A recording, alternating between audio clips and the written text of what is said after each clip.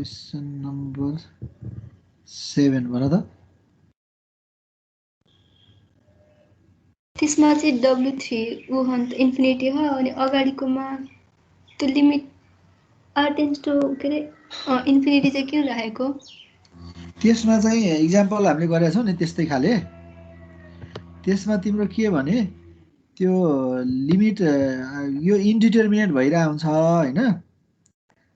r tends infinite पोइन्टमा त यो त इन्डिटरमिनेट हुन्छ नि हेर त यसमा माथि यो स्टेपमा हजुर हैन यो स्टेपमा उता अब w मा हुने भयो त्यो केही फरक परेन त्यसले हैन अनि इन्डिटरमिनेट भयो भने चाहिँ त्यो इन्फाइनाइट लिमिटलाई चाहिँ लिमिट लिएर इन्फाइनाइटलाई लिमिट लिएर गर्ने अनि त्यसपछि r राख अब त्यो जुन पोइन्टमा चाहिँ इन्फाइनाइट छ त्यो पोइन्टलाई r राखेर अनि लिमिट r ल्याऊ अनि त्यसपछि त्यसले चाहिँ एलोस्टल रुल सटिस्फाई गर्छ अनि डिफरेन्सिएसन गरेर लिमिट राख्यो भने that will be determinate or limit will exist यो फंक्सनल भ्यालु एक्जिस्ट गर्ने कुरा हैन यसमा लिमिट एक्जिस्ट गरेको लिमिटिङ फंक्सन जस्तो हो यो अप्रोक्सिमेट फंक्सन यतातिर चाहिँ W मा direct r tends to infinity त्यो लगाएपछि हुन्छ यता z तिर जहाँ जुन साइडमा इन्फाइनाइट छ नि त्यो साइडमा चाहिँ लिमिट लिने है बुझ्यो हैन हजुर Okay. So then, अब integration of function of complex variable हेरौं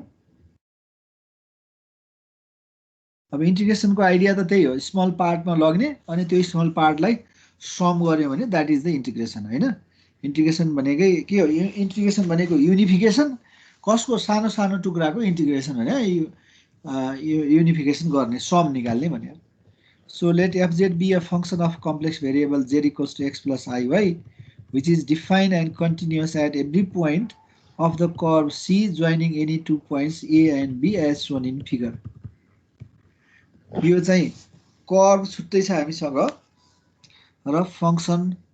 छुट्टै छ त्यो फंक्सनलाई हामीले यो कर्वको अलङमा इन्टिग्रेसन गर्न खोजिरा छौं so if we do that त्यसलाई इन्टिग्रेसन गर्यौं भने गर्ने भनेको के त भन्दाखेरि पहिले जस्तै पहिले हामीले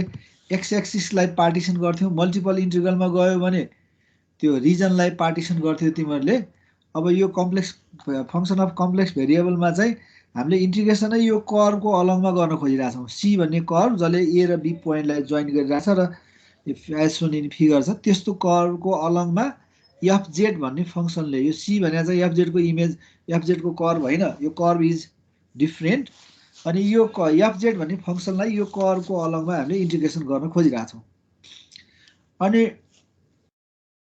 त्यो गर्दाखेरि हाम्रो आइडिया के हो भन्दाखेरि जसको अलङमा इन्टिग्रेसन गर्छौं त्यसलाई हामीले पार्टिसन गर्छौं अथवा टुक्रा टुक्रा पार्छौं so let us divide the curve into n parts by introducing z1 z2 and so on points on the curve in between a and b where a is z0 and b is zn अब त्यसमा चाहिँ हामीले त्यो कुनै पार्टमा zk भन्ने पार्टमा zk - 1 र zk को बीचमा चाहिँ अल्फा k भन्ने कम्प्लेक्स नम्बर लियौं भने हामीले यही लिमिटलाई late z these to be points that divide curve c in n parts as shown in figure let alpha k be any point on the curve between zk - 1 and zk with delta zk equals to zk minus zk minus 1 then the limit n tends to infinite k goes from 1 to infinite f of alpha k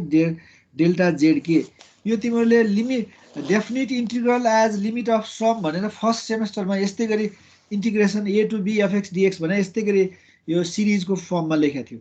याद छ भने definite integral as limit of some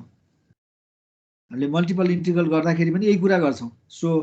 limit n tends to infinite k goes from 1 to n f alpha k delta zk alpha k is a point अथवा is a complex number between zk minus 1 and zk and the length of the curve length of the portion of the curve in between zk and zk minus 1 is delta zk which is simply zk minus 1 and with this if the limit of this series as n tends to infinite k goes from 1 to n f of alpha k delta k, if exists, is known as integration of fz along curve C and written as integration of fz along curve C भनेर C लाई त्यो integral sign को suffix में तल लेखिरहेका छौं. Integration of fz along C is simply limit n tends to infinite k goes from 1 to infinite 1 to n f of alpha k delta z k भयो. So this is the integration of function. So यो चाहिँ definition भयो. Now evaluation गर्दाखेरि के गर्छौं त हामीले? Evaluation of यसलाई चाहिँ यो कर्वलाई CON TOUR कन्टुर पनि भन्छ है. कर्वलाई कन्टुर पनि भनिन्छ, कन्टुर इंटीग्रल पनि भनिन्छ है यसलाई. Evaluation of fz dz along the curve C कसरी गरिन्छ त? In order to evaluate the complex integral fz dz along C, we represent the curve C by parametric representation as zt equals to xt plus iyt, so that dz भने चाहिँ dx plus idy हुन्छ. कुनै single प्यारामिटरमा x र y लाई express गर्न सक्छौं हामीले. त्यो के रे भेक्टर इन्टिग्रेसन पढ्ने बेला गरेको थियौ नि, त्यस्तै आइडियाले यहाँ चाहिँ हामीले x र y लाई एउटा सिंगल प्यारामिटरमा लेख्न सक्छौं. एउटा first thing, note that the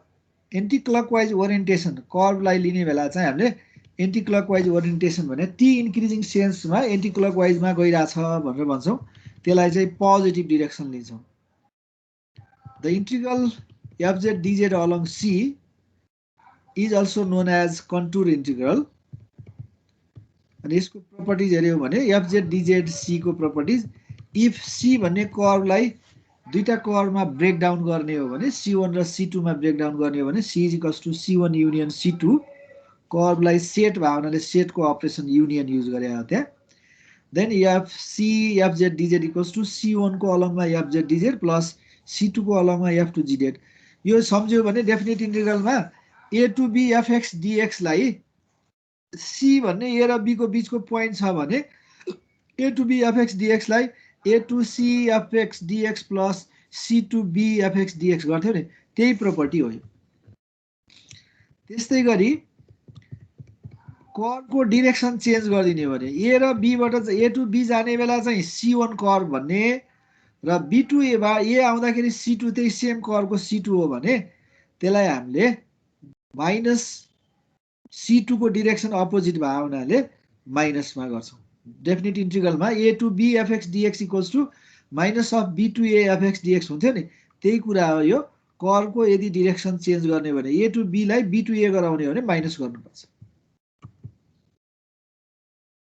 यदि थर्डमा